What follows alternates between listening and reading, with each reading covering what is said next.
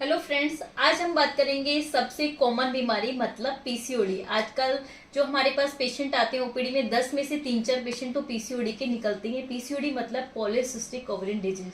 तो मैं डॉक्टर सीमा गुप्ता आज पीसीओडी के बारे में चर्चा करूंगी कि ये क्या होती है, इसका क्या निवारण है, क्या लक्षण होते हैं।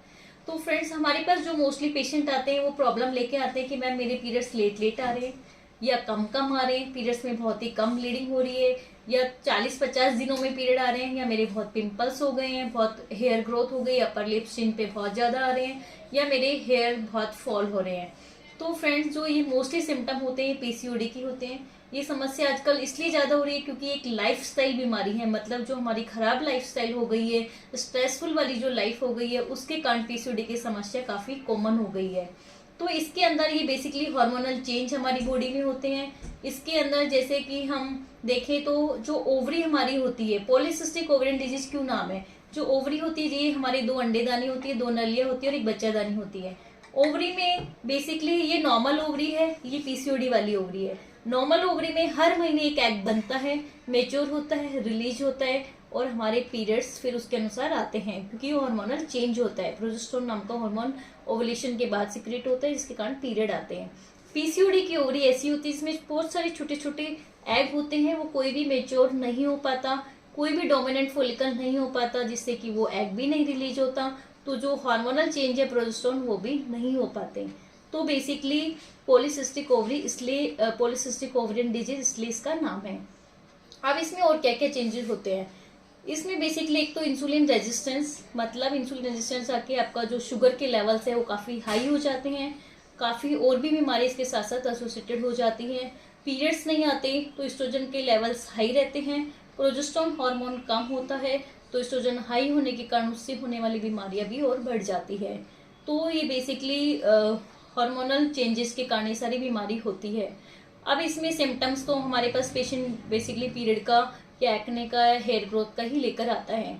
फिर हम सोनोग्राफी करते हैं। सोनोग्राफी में पॉलीसिस्टिक ओवरी को डायग्नोस कर लेते हैं। ओवरी का वॉल्यूम जो होता है वो 10 ml होता है, लेकिन जो पीसीओडी वाली ओवरी होती है उसमें ओवरी का जो साइज है वो काफी बड़ा आता है, 10 से ज्यादा इनका वॉल्यूम आता है।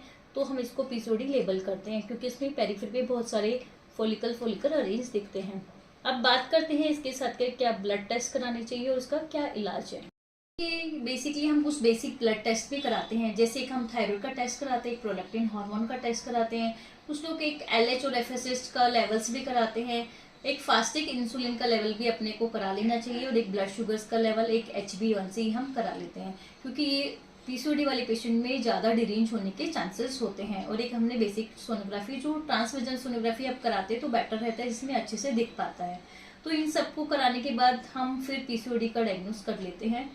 फिर इसके अलावा अब बात करते हैं इसका क्या इलाज है। पीसीओडी का इलाज बेसिकली लाइफस्टाइल की बीमारी है, तो लाइफस्टाइल को ठीक करेंगे तभी ये बीमारी ठीक होगी। तो हमें हेल्दी लाइफस्टाइल जीनी है, अपना डाइट, अपना एक्सरसाइज, ये सब हमें मेंटेन करके रखना है।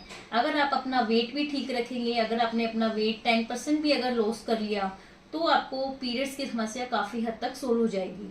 अब हमें डाइट में क्या क्या खाना है। डाइट में सारे जंक फूड्स बंद करने हैं, कार्बोहाइड्रेट इंटेक कम करना है, प्रोटीन इंटेक बढ़ाना है।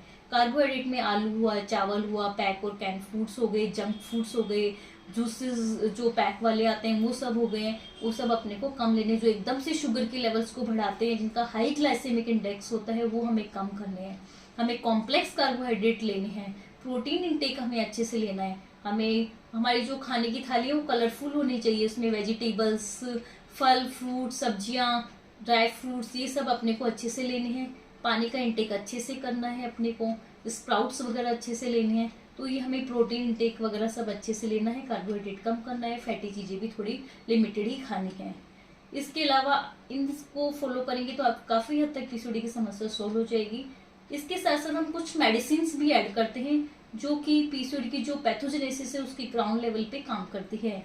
इसके अलावा हम कुछ हार्मोनल कॉन्ट्रासेप्टिव पिल्स भी ऐड करते हैं, इससे पीरियड रेगुलराइज होते हैं, जो हार्मोनल इम्बैलेंस था वो सब ठीक होता है। तो पीसीओडी में हम कुछ मेडिसिन देते हैं, लाइफस्टाइल को मॉडिफिकेशन करते हैं। इसके अलावा हम इंसुलिन का जो रेजिस्टेंस है उसको ठीक करने की भी काफी मेडिसिन देते हैं। अगर मरीज को शुगर के लेवल्स भी हाई हैं तो कुछ मेटफॉर्मिन नाम की टैबलेट्स भी ऐड की जाती है। तो मेडिसिन सेकंड लाइन मैनेजमेंट है, फर्स्ट लाइन लाइफस्टाइल मॉडिफिकेशन। तो ये तो हो गया हमारा पीसीओडी का इलाज।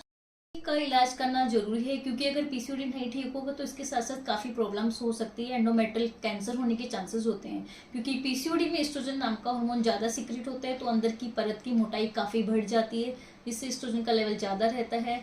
तो आपका जो एस्ट्रोजन से होने वाले जो ज्यादा होने के नुकसान, एंडोमेट्रियल कैंसर वगैरह, ब्रेस्ट कैंसर, ये सब होने के चांसेस होते हैं। कार्डियक डिजीज पीसीओडी के पेशेंट में होने की ज्यादा रहती है। हाइपरटेंशन होने के चांसेस होते हैं। शुगर्स के लेवल्स एब्नॉर्मल होने के चांसेस होते हैं। तो पीसीओडी के साथ साथ काफी एसोसिएटेड प्रॉब्लम हो सकती है।